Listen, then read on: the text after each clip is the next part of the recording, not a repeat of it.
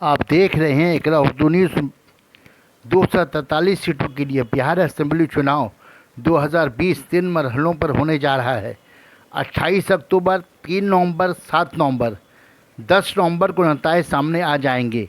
122 सीटों पर जीतकर कोई भी पार्टी अपनी सरकार बना सकती है। वज़ीर आला नीतीश कुमार की क़यादत में एनडीए मौजूद सरकार चल रही है।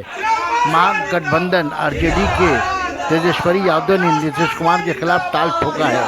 वो 144 सीटों पर बिहार चुनाव लड़ रही है। चिराग पासवान के लोक जनता पार्टी इस बार बिहार के चुनाव अकेले ही लड़ रही है। चिराग पासवान ने कहा कि वो बीजेपी के खिलाफ नहीं है।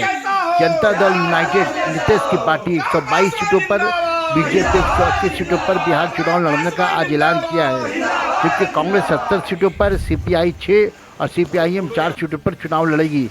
शेखपुरा जिला से चिराग पासवान ने इमाम गजाली को अपना उम्मीदवार बनाया है।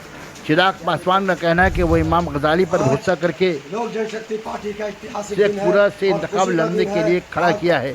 इमाम गजाली के शेखपुरा हल्के से उम्मीदवार बनने पर शेखपुरा में लहर की खुशी की लहर दौड़ गई है। चिराग पासवान के अपने पार्टी इंतखाब के दौरान बिहारी फर्स्ट के नारे से मुहिम का आगाज करेगा।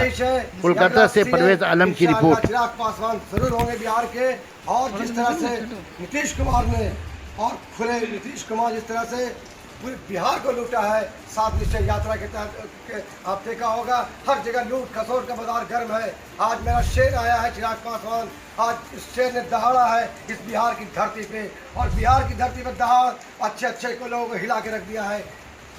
नीतीश कुमार साहब होश में रहिए, हमारा चिराग पासवान आ गया है और अगला मुख्यमंत्री चिराग पासवान होगा। और चिराग पासवान के साथ पूरी आवाम, पूरी जनता है, और वो जनता चिराग पासवान को अपने पलकों में बैठाए हुए है। उनका तहे दिल से स्वागत करती है इस फैसले का। चिराग पासवान जिंदाबाद, जिंदाबाद, जिंदाबाद। चिराग पासवान जिंदाबाद, जिंदाबाद। मेरा मुख्यमंत्री कैसा हो, मेरा मुख्यमंत्री कैसा हो,